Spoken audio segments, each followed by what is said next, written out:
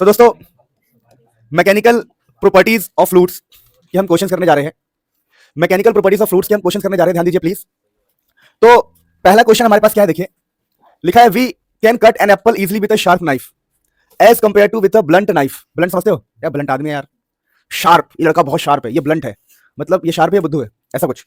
तो यहाँ पे शार्प का मतलब है कि भाई नाइफ आपका शार्प है ऐसे, लेकिन ब्लंट का मतलब है कि जो नाइफ की एज है ऐसे थोड़ी चौड़ी सी है, अजीब सी है। इसे पेन है, इस पेन से सेब काटने जा रहा हूं, मैं नहीं कट रहा है क्योंकि ये ब्लंट है, चौड़ा है, लेकिन चाकू से सेब कट जाएगा। रीजन क्या? देखिए रीजन हम इसमें बोलेंगे एक्सप्लेन व्हाई। हम बोलेंगे एज वी नो, हम जानते हैं force is inversely proportional to area. Force is inversely proportional to, गलत, गधो, बुद्धू रहोगे, जो बोलता हूं मान लेते हो, नहीं, pressure is inversely proportional to area. तो इफ एरिया जो है, एरिया इज लेस, अगर किसी का एरिया जैसे नाइफ है, चाकू, चाकू का जो सरफेस एरिया वो जो होगा contact area, area of contact is less, लिख देता हूं मैं, area of contact is less. If area of contact is less, more will be pressure, more will be pressure. समझ में आया? ये कॉन्सेप्ट हम लगाएंगे कि if area of contact is less, more will be pressure. तो जो नाइफ होता है, नाइफ बहुत पतला होता है, पतला होने से एरिया कम होगा और एरिया कम होने से प्रेशर क्या होगा? ज्यादा। सो इन नाइफ लिख देंगे, so in knife area is less, so in knife area is less, hence pressure is more, hence pressure is, so इसलिए इजीली कट जाता है, मोर प्रेशर फील होगा हमें सेम फोर्स के लिए। तो इसको आप अच्छे से एक्सप्लेन करेंगे और पीडीएफ आपको मिल जाएगी, तो आप पीडीएफ यहां से आंसर भी इसको चाहो तो देख सकते हो। मैं आंसर नहीं दिखा रहा हूं, रटने का कोई फायदा नहीं है, आंसर खुद बनाओगे तो फायदा होगा। अगला क्वेश्चन है कि why are the bags and suitcase provided with broad handles. जो बैग होता है, देखिए लिखा है why are the bags and suitcase provided with broad handles. Bag समझते हो? बैग और सूटकेस का जो हैंडल होता है, देखिए हैंडल को कभी हम पतला नहीं बनाते, पतला बनाएंगे तो हमारे हाथ में दर्द स्टार्ट हो जाएगा। तो हम जानबूझ के जो बैग या सूटकेस होता है उसके हैंडल को प्लास्टिक का एक मोटा सा ऐसा लगाते हैं, ऊपर प्लास्टिक का मोटा सा ऊपर लगाते हैं और फिर इसको पकड़ के हम चल सकते हैं इजीली। ये पतली से हम तो चाहे तो तार लगा देंगे। सोचो आप पन्नी में पानी भरते होंगे या पन्नी में कुछ भी भर के ले जाओगे तो हाथ में बहुत दर्द हो जाता है, क्योंकि पन्नी जो है ऊपर से पतली हो जाती है, हाथ में दर्द होता है, नहीं समझे? वही कोई लकड़ी है, क्या लकड़ी बोल रहा हूँ, कोई लोहा हो या कोई भी चीज जिसका एरिया मोटा हो, उसे पकड़ना आसान होता है। क्यों? रीजन क्या? रीजन ब्रॉड का मतलब होता है चौड़ा हैंडल क्यों होना चाहिए? दोबारा वही concept, pressure is inversely proportional to area. एक प्रकार से प्रेशर का जो फॉर्मूला होता है वो होता है फोर्स अपॉन में एरिया। तो अगर किसी का एरिया ज्यादा होगा तो प्रेशर कम होगा, इसलिए बैग्स का जो ब्रॉड हैंडल होना चाहिए, ब्रॉड मतलब चौड़ा, बैग का हैंडल चौड़ा होना चाहिए ताकि प्रेशर कम फील हो। हम बोलेंगे because if area is more pressure will be less, so broad handles are provided, इसलिए ब्रॉड हैंडल्स को प्रोवाइड किया जाता है। दोबारा बोल रहा हूं, इस पीडीएफ में आंसर भी है, आप पीडीएफ को एक्सेस करके आंसर को देख सकते हैं, अदरवाइज आंसर खुद बनाइए। लिखा है why is it difficult to walk on a land,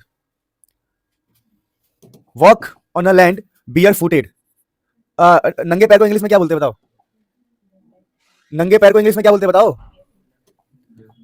बोलो। हाँ, अरे नंगे पाव को इंग्लिश में क्या बोलते हैं? स्पेलिंग क्या होगा? बी ए और बेयर फुटेड ना। हाँ, नंगे पाव चलना कठिन क्यों है? क्वेश्चन क्या है हमारा?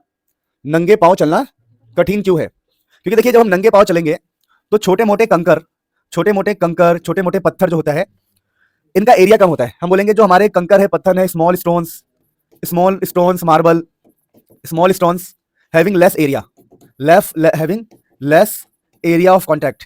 जो एरिया ऑफ कॉन्टैक्ट होता है ना छोटे मार्बल्स का, स्टोन्स का, तो small stones having less area of contact can leads to high penetration. High penetration क्या हो जाएगा? पेनिट्रेशन का स्पेलिंग क्या होगा? Penetration in foot. समझ में आया? क्योंकि रीजन क्या? रीजन देखिए pressure is proportional to area. छोटे देखो आपने, कभी हम नंगे पांव चलो और छोटा सा गिट्टी, छोटा सा पत्थर भी चुभ जाए तो भाई साहब कितना ज्यादा दर्द होता है, नहीं समझे? तो बोलते हैं ना ब्रेकअप से ज्यादा फील हो जाएगा तो वहां पे दर्द, ठीक है? तो pressure is proportional to area, कहानी लेके आना है कि भैया डिफिकल्ट होता है चलना लैंड पे, बेयर फुटे, नंगे पांव। तो नंगे पांव चलना क्यों कठिन है, समझ में आया?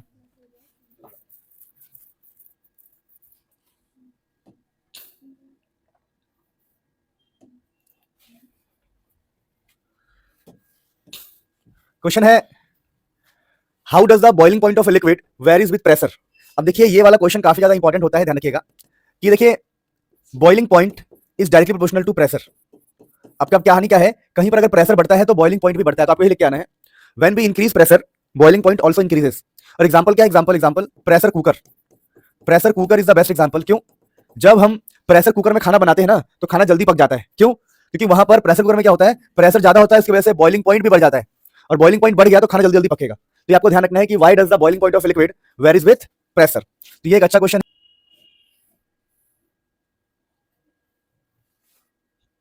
देखिए स्टार्ट करते हैं। क्वेश्चन क्या है? Why the food is cooked faster in the pressure cooker and why it becomes difficult to cook food at the mountains. देखिए रीजन क्या है। रीजन इन प्रेशर कुकर, आपको मैं रीजन एक्सप्लेन कर रहा हूं, देखिए ध्यान से। अगर हम प्रेशर कुकर की बात करें, अगर हम प्रेशर कुकर की बात करें तो यहां पर आपका प्रेशर ज्यादा होता है, जिससे बॉइलिंग पॉइंट ज्यादा होता है, तो कुकिंग होता है फास्टर। Cooking is faster. यहां पर कुकिंग बहुत ज्यादा फास्ट होता है। लेकिन अगर हम बात करें माउंटेन्स पे, तो वहां पर माउंटेन्स पे क्या होता है, आपका प्रेशर कम होता है। माउंटेन्स पे ना प्रेशर कम होता है, तो बॉइलिंग पॉइंट कम होता है। That's why cooking is slow. Cooking कैसा होगा? स्लो।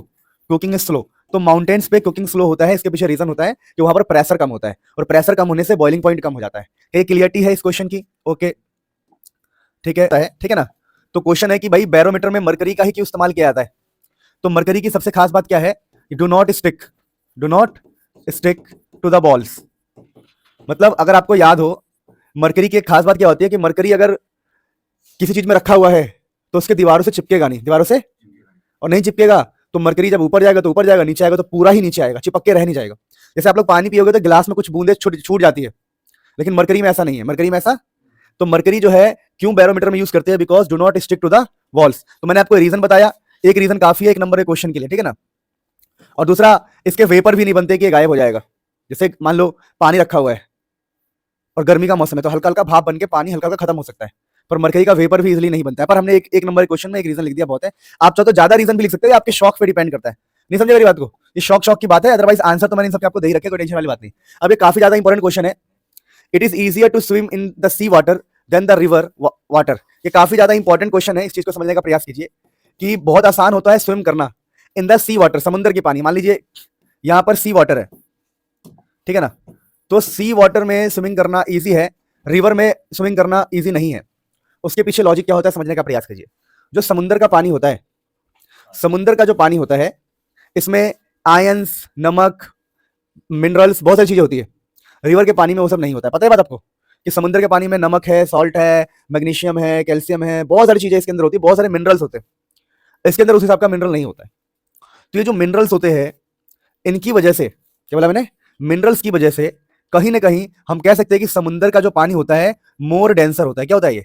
मोर डेंसर, क्योंकि इसमें पार्टिकल्स ज्यादा है, ज्यादा चीजें हैं, और मोर डेंसर चीज में तैरना हमें इजी पड़ेगा। क्या पड़ेगा? नहीं समझ मेरी बात को? तो ये मोर डेंसर होता है और ये लेस डेंसर होता है, लेस डेंसर होता है। तो इससे क्या होगा? इससे ये हो सकता है कि ये जो मोर डेंसर लिक्विड है, इट हेल्प्स इट, ये ज्यादा हेल्प कर सकता है लोगों को उसके ऊपर खड़े होने पे, तैरने में, क्योंकि यहाँ पर डेंसिटी क्या है? बहुत ज्यादा। लेकिन इसके पीछे मेन रीजन है ना, तो हमें बायंसी फोर्स को कनेक्ट करना पड़ता है। तो देखिए एक फोर्स ऑफ बायंसी का फॉर्मूला कभी आपको याद हो तो होता है density of liquid volume of body into में जी। ये होता है फोर्स ऑफ बायंसी।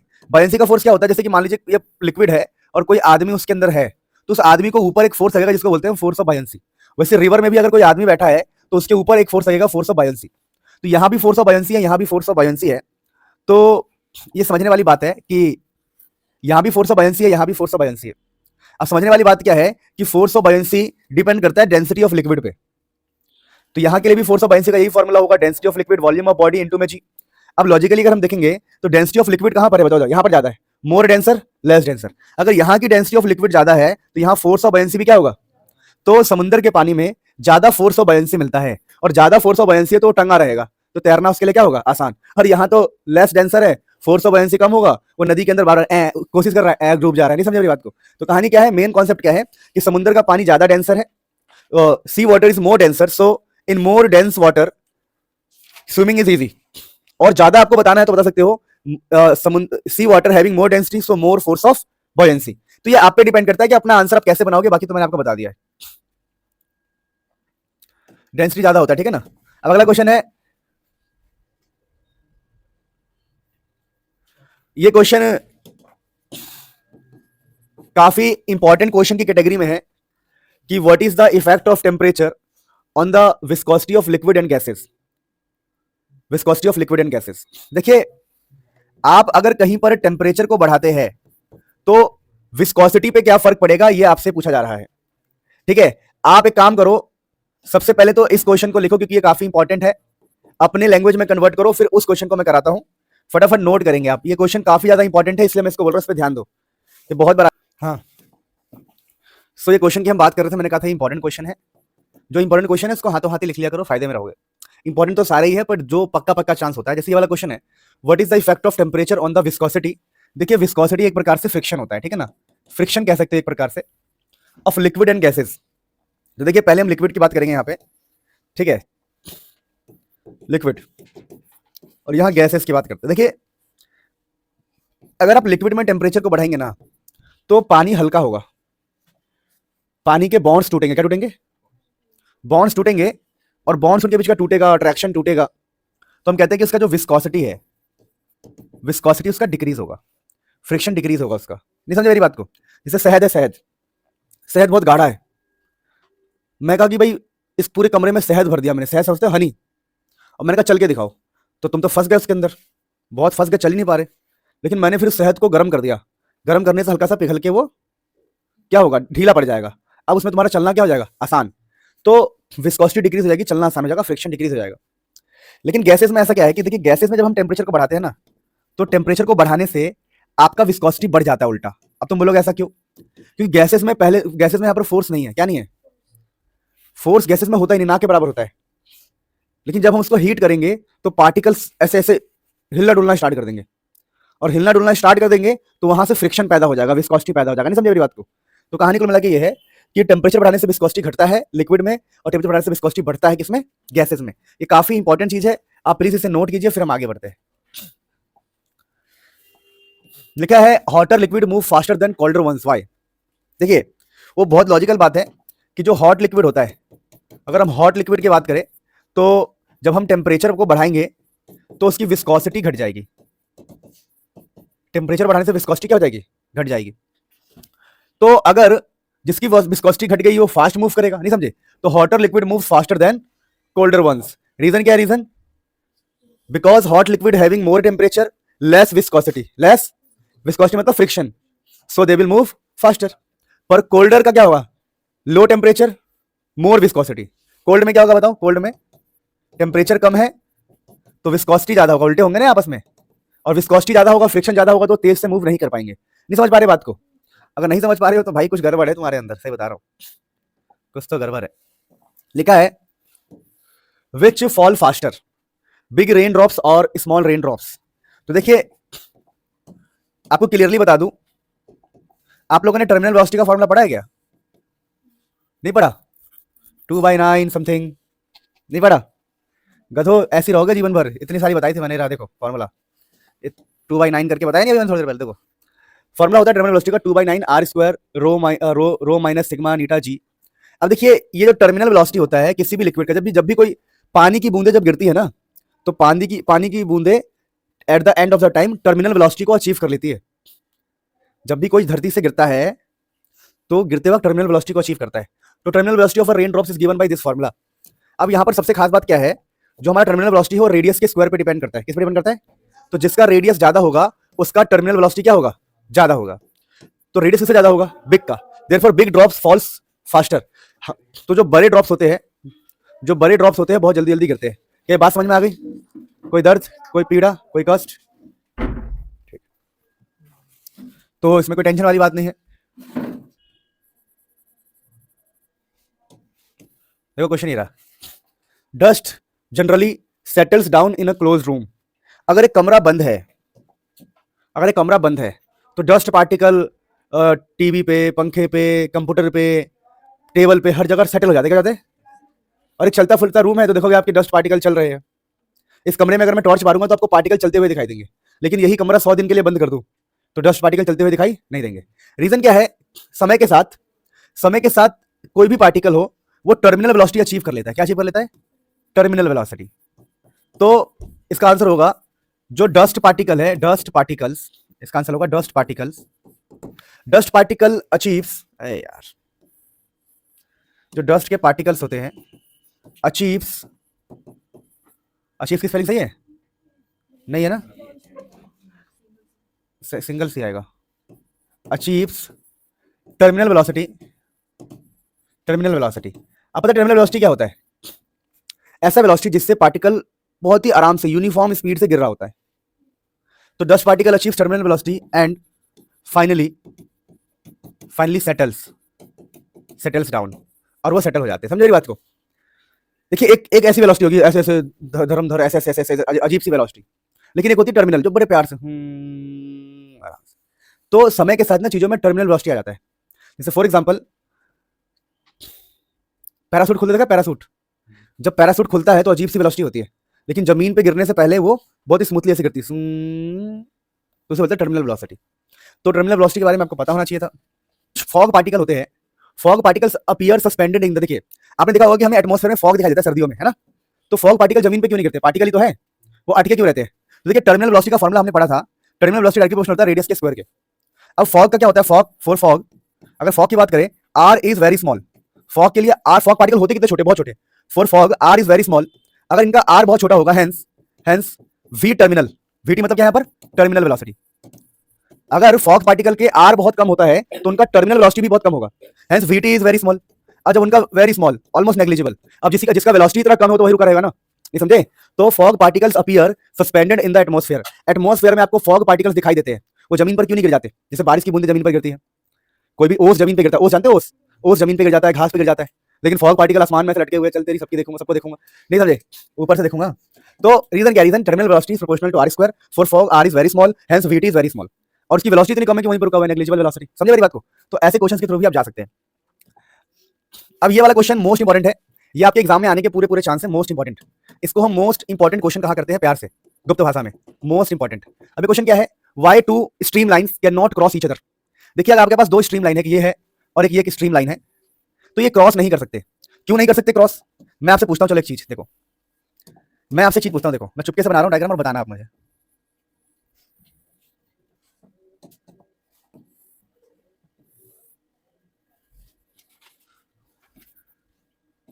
अब मुझे इतना बताओ कि इस साइड ए वाला कौन सा और बी वाला कौन सा है? पता लग रहा है क्या? नहीं। देखो जब ये ए है तो आप इसको भी ए कह सकते हो, लेकिन किसी का मन किया तो कोई इसको ये कह देगा। तो प्रॉब्लम यही है, जब दो स्ट्रीमलाइन इंटरसेक्ट करेंगे ना, तो eight the point of intersection दो डायरेक्शन होगा। क्या होगा? ए के लिए भी डायरेक्शन हो गया मान लो, और बी के लिए भी, जो पॉसिबल नहीं होता है। किसी भी एक पॉइंट पे दो डायरेक्शन सही बात नहीं है। तो two streamlines can not cross each other because at the, ये मोस्ट इंपॉर्टेंट है, two streamlines can not cross each other because at the point of intersection there will be two directions which is not possible. दोबारा, two streamlines cannot intersect each other because at the point of intersection there will be two directions which is not possible. दो direction होंगे जो possible नहीं है। तो लिखा है if two streamlines cross each other so there will be two directions of flow at the point of intersection which is impossible or which is not possible. We are having most important question. देखिए most important, तुम्हारा wave भी मैंने अच्छे से करा ही दिया सबको, wave घर पे जाके पढ़ा नहीं होगा दोबारा तो गेम ओवर हो जाएगा बेटा। इजी चैप्टर था ना, खाली मैथमेटिक्स है, मैथ्स के अलावा उसमें कुछ भी नहीं है, उस चैप्टर में मैथ्स के अलावा कुछ भी नहीं है, पूरा ऑसिलेशन ही है वो, और डेरिवेशन में ही क्या लैप्लेस करेक्शन है वो। तो लिखा है मोस्ट इंपॉर्टेंट, ठीक है। So it is advised not to stand near the edge of the platform, it is advised not to stand near the edge of the platform when a fast moving train is approaching it, give reason. Question क्या है समझिए ध्यान से, start कर रहे हैं।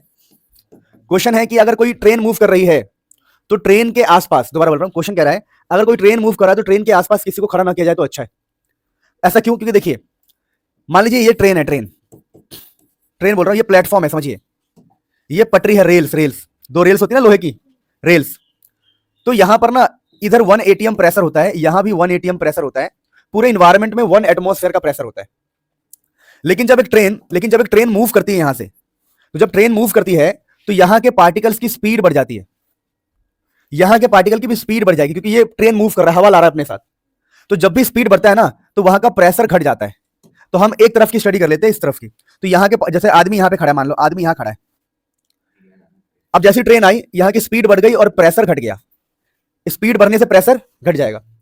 यानी क्या मतलब है? मतलब यह है कि जब आदमी, सुनो, जब ये आदमी यहां खड़ा है तो यहां पर प्रेशर कितना है बताओ? 1 atm, लेकिन जैसी स्पीड बढ़ेगा प्रेशर घट जाएगा, प्रेशर, यानी अब जो ये 1 atm है वो 1 atm नहीं रहेगा, अब रह जाएगा मान लो कि 0.2 atm हो गया बाई चांस। तो प्रेशर यहां से घट गया, प्रेशर यहां से, और जैसी प्रेशर घट जाएगा वो ट्रेन की तरफ अट्रैक्ट हो जाएगा। अब आपको ये बात समझ नहीं आ रही कि मैं समझाता हूं, ध्यान से देखो, ये सब फील करने वाली बात है। रुक जाओ, ये कहां से मैं पढ़ा रहा हूं आपको? Bernoulli's theorem. मैं पहले लिखता हूं according to Bernoulli's theorem, according to Bernoulli's theorem, जो बर्नौलिस साहब का थ्योरम है, बर्नौलिस थ्योरम मैं आपको पहले समझा दूं, if speed of fluid increases, speed of fluid increases, pressure decreases, pressure decreases. ये बर्नौलिस साहब का थ्योरम है कि अगर आप स्पीड ऑफ फ्लूइड को इंक्रीज कर दोगे प्रेशर डिक्रीज हो जाएगा। Speed of fluid increase, ENC का मतलब क्या होता है इंक्रीज, और प्रेशर क्या हो जाएगा डिक्रीज। तो आपको मैं समझाने का प्रयास कर रहा हूं, देखो आप फील करना। देखो मैं यहां पे खड़ा हूं, मैं यहां पे खड़ा हूं और ट्रेन बहुत तेजी से आई, बहुत तेजी से आई। अभी यहां का प्रेशर था 1 एटीएम और मेरे पीछे भी प्रेशर कितना था 1 एटीएम। फील करना, अगर मैं खड़ा हूं तो मेरे पीछे भी प्रेशर और मेरे आगे भी प्रेशर है, और दोनों प्रेशर कितना है 1 एटीएम। लेकिन जैसी ट्रेन आएगी यहां की स्पीड बढ़ेगी और प्रेशर घट जाएगा, यानी अब ये जो प्रेशर है 1 एटीएम नहीं है, अब ये हो गया 0.2 एटीएम। सोचो अब क्या होगा, मेरे पीछे प्रेशर है 1 एटीएम का, मेरे पीछे प्रेशर है और आगे प्रेशर है 0.2, तो धक्का लगेगा ना पीछे से आगे की तरफ। मेरे पीठ पर प्रेशर है 1 एटीएम का, मेरे पीठ पे प्रेशर है और मेरे आगे प्रेशर है सिर्फ 0 का, 0.2 का, तो मैं धक्का ऐसे लगेगा नहीं लगेगा, तो मैं ट्रेन की तरफ चले जाऊंगा। 5 मिनट, हाँ ठीक है। देखो यानी हमने क्या बोला कि अगर यहाँ का स्पीड बढ़ जाएगा तो वहां का प्रेशर घट जाएगा, तो यहाँ का प्रेशर घटेगा और पीछे का प्रेशर क्या है ज्यादा, तो ज्यादा प्रेशर से पीछे की तरफ धक्का लग जाएगा, ज्यादा प्रेशर यहाँ है तो उधर धक्का लग जाएगा। बड़ा आसान था, आगे बढ़ते फटाफट। ठीक है, समझ में आ गया। Close to each other get attracted. अगर दो बोट है, ये भी इंपॉर्टेंट क्वेश्चन है, अगर दो ट्रेन चल रही है या दो कार चल रही है, सुन लो, दो ट्रेन या दो कार या दो बोट चले, ज्यादातर ये हमें बोट में दिखाई देता है, ठीक है ना, पानी के अंदर बोट। जब दो बोट आपस में चलेगी तो क्या होगा, देखिए हमें पता है कि यहां भी 1 एटीएम रहेगा, यहां भी 1 एटीएम, यहां भी 1 एटीएम, यहां भी 1 एटीएम। पता है ना आप लोगों को कि हर तरफ 1 एटीएम प्रेशर रहेगा, हर तरफ 1 एटीएम। लेकिन जब बोट चलेगी तो वेलोसिटी बढ़ेगा, वेलोसिटी, और प्रेशर घटेगा, यानी ये जो बीच का प्रेशर है घट जाएगा। अब मान लो बीच का प्रेशर हो गया 0.2 एटीएम, उससे क्या होगा फिर सोचो, बाहर का प्रेशर ज्यादा है और अंदर का प्रेशर क्या है कम। वैसे यहां पर बाहर का प्रेशर क्या है ज्यादा और अंदर का प्रेशर क्या है, तो क्या होगा, देखो ज्यादा प्रेशर से कम की तरफ चिपक जाएंगे। नहीं समझ में आया? अरे बुद्धू क्या कितना आसान तो है, ऊपर का प्रेशर ज्यादा है, नीचे का प्रेशर क्या है, तो ऊपर प्रेशर ज्यादा है तो बोट किस तरफ आएगा, नीचे की तरफ। वैसे ही इधर का प्रेशर ज्यादा है और यहाँ कम है, तो ये वाला बोट कहां जाएगा, ऊपर की तरफ, और दोनों आपस में क्या जाएंगे, चिपक जाएंगे। तो हमें यही लिखना होता है कि according to Bernoulli's theorem, when speed of fluid increases pressure decreases, so when boat moves, समझ में आया, velocity increases and pressure decreases, they attracted to each other, attracted to. अगर इसका आंसर तुम्हें बड़ा इंपॉर्टेंट है, लिखा है roofs of the hunt are blown up during storms day, stormy day. कि देखिए जब अब हमारा स्टॉर्म आता है, स्टॉर्म मतलब जब हमारा क्या आता है तूफान, तो जो हमारे झोपड़ी होती है, झोपड़ी का छत उड़ जाता है। रीजन क्या, रीजन देखो, अभी मान लो तूफान नहीं आया है, तो यहाँ भी 1 एटीएम और यहाँ भी क्या होगा बताओ 1 एटीएम। लेकिन तूफान आ गया, तूफान आते हवा चलने लगी, क्या चलने लगी, हवा। तो हवा बाहर चलेगी अंदर चलेगी, बाहर हवा चल रही है, तो बाहर का जो प्रेशर है वो डिक्रीज हो, बाहर का वेलोसिटी इंक्रीज होगा, और वेलोसिटी इंक्रीज से प्रेशर क्या हो जाएगा, डिक्रीज। तो बाहर का प्रेशर जो था पहले 1 एटीएम, अब कितना हो जाएगा 0.2 एटीएम। तो लॉजिकली सोचो, घर के अंदर प्रेशर है 1 और बाहर है 0.2, तो अंदर प्रेशर ज्यादा, जैसे प्रेशर कुकर में होता है, तो ऊपर की छत उड़ जाएगी। तो तूफान में होता क्या है, बाहर की स्पीड बढ़ जाती है जिससे बाहर का प्रेशर घट जाता है और अंदर का प्रेशर बढ़ जाता है, बढ़ा रहता है, मतलब सेम रहता है। तो हम इसमें लिख क्या सकते हैं, during the storming days velocity of wind, velocity of air increases outside, hence pressure of outside decreases, hence छत फ्लू अवे। समझ में आया? तो ये देखो इसका आंसर मैंने यहां लिखा, when air is blown between two balls suspended close to each other, they are attracted towards each other. क्या मतलब, देखिए मान लीजिए आपने दो बॉल्स को ऐसे लटका रखा है, मान लो आपने दो गुब्बारे को ऐसे लटकाया हुआ है और आप बीच में फूंक मारो, तो आपको क्या लगेगा कि वो गुब्बारे दूर जाएंगे, लगेगा ना ऐसे। मान लो ये दो गुब्बारे लटके हुए, आपको लगेगा ये दूर जाएंगे, नहीं। अगर दो गुब्बारे लटके यार आप फूंक मारोगे तो पास आते, क्या आते हैं, पास क्यों आते, समझा रहा हूं। देखो इधर प्रेशर है 1 एटीएम, इधर प्रेशर है 1 एटीएम, यहां भी 1 एटीएम और यहां भी, और बीच में भी कितना है, बीच में भी 1 एटीएम। लेकिन जैसे आप फूंक मारोगे, क्या मारोगे, फूंक मारने से बीच का क्या बढ़ेगा बताओ, बीच की स्पीड बढ़ेगी, प्रेशर घटेगा। फूंक मारने से बीच की स्पीड, प्रेशर, तो यहां का प्रेशर घट जाएगा 0.2। अब सोचो यहां ज्यादा है और बीच में कम है, तो ये दबा देगा, तो बैलेंस क्या आएंगे, पास, बैलेंस क्या आएंगे। तो एक्सप्लेनेशन आप देखना चाहो तो यहां मैंने लिखा हुआ है, पढ़ सकते हो पीडीएफ से, कोई प्रॉब्लम नहीं है। Mercury does not cling to the glass, mercury जो है ग्लास में क्लिंज नहीं होती है, काफी ज्यादा इंपॉर्टेंट क्वेश्चन है, क्योंकि मरकरी और ग्लास के बीच में, सुनिए, मरकरी और ग्लास के बीच में एडहेसिव एक होता है फोर्स ऑफ एडहेशन, एक होता है फोर्स ऑफ कोहेशन। तो इनके बीच में कौन सा, तो समझिए क्वेश्चन क्या है, देखिए जैसे ये हमारा ग्लास का है, ग्लास और इसमें मरकरी भरेंगे ना, मरकरी, तो मरकरी ऐसे हो जाता है, कैसे जाता है, ऐसे। लेकिन पानी जो है, पानी समझिएगा, पानी जो है ऐसे हो जाता है, ऐसे, क्योंकि ये जो पानी है H2O है, H2O वो गिलास के ऊपर चढ़ जाता है, लेकिन मरकरी गिलास के ऊपर नहीं चढ़ता है। रीजन क्या है, मरकरी और मरकरी के बीच में, मरकरी के बीच में बहुत प्यार होता है, तो यहां पर रीजन होता है कि in case of mercury having Hg having more force of cohesion, क्या होता है इसमें, इनके बीच में फोर्स ऑफ कोहेशन बहुत ज्यादा होता है। कोहेशन फोर्स होता है कि अपने ही से बॉन्ड बनाना, अपने से ही अट्रैक्शन रखना। तो यहां पर होता है क्या, जो हमारा मरकरी होता है इसके पास फोर्स ऑफ कोहेशन ज्यादा होता है। फोर्स ऑफ कोहेशन क्या होता है, तो ये अपने अपने ही पार्टिकल्स में बिजी रहते हैं। लेकिन जो हमारा पानी होता है, पानी वो गिलास के ऊपर चढ़ जाता है। रीजन क्या है, यहां पर मोर फोर्स ऑफ अडहेशन होता है। क्या होता है, अडहेशन। यहां पे फोर्स ऑफ अडहेशन ज्यादा होता है। अडहेशन का मतलब होता है पानी का, अडहेशन का मतलब क्या होता है, अरे नीचे ये बैग, ठीक है, पानी और ग्लास के बीच का अट्रैक्शन ज्यादा होता है, तो गिलास पानी को खींच लेता है। लेकिन यहां पर मरकरी मरकरी का अट्रैक्शन ज्यादा होता है, तो मरकरी मरकरी को पकड़ के रखता है। और यहां पर कौन किसे पकड़ के रखता है बताओ, पानी और गिलास एक दूसरे को पकड़ के रखते हैं। लेकिन यहां पर मरकरी ही मरकरी को पकड़ के रखता है, इसलिए mercury does not cling to glass, इसलिए ग्लास पे चढ़ता नहीं है। मरकरी ग्लास पे नहीं चढ़ रहा है, मरकरी मरकरी पे चढ़ रहा है। लेकिन ग्लास और पानी के केस में क्या है, पानी ग्लास पे चढ़ रहा है। समझ में नहीं आया, तो यहां पर फोर्स ऑफ कोहेशन ज्यादा है, यहां फोर्स ऑफ एडिशन ज्यादा है। चलिए अगला क्वेश्चन है सरफेस ऑफ वाटर। रीजन क्या है, सरफेस टेंशन। क्या रीजन है, सरफेस टेंशन। देखिए जो अगर ये हमारा नदी है, नदी, तो नदी के ऊपर ना जो सरफेस होता है, सरफेस सरफेस जो है behaves like a stretched membrane. Reason है इसका सरफेस टेंशन। क्या रीजन है, due to surface tension surface behaves like a elastic stretched membrane. क्या बोला मैंने, जो सरफेस है वो बिहेव कैसे कर रहा है, like a elastic stretched membrane, यानी एक चादर की तरह बन जाता है ड्यू टू सरफेस टेंशन। समझे ये बात को, लिख देंगे due to surface tension surface behaves like a elastic stretched membrane. Membrane का मतलब होता है चादर, झिल्ली, और उस पे इंसेक्ट क्या होता है, इंसेक्ट तैर सकता है। तो small insect can move about the surface of water. क्यों, क्योंकि सरफेस टेंशन की वजह से वहां पर एक चादर बन जाती है और उस चादर पे वो तैर सकता है। बाकी इसका एक्सप्लेनेशन मैंने यहां दिया हुआ है। चलिए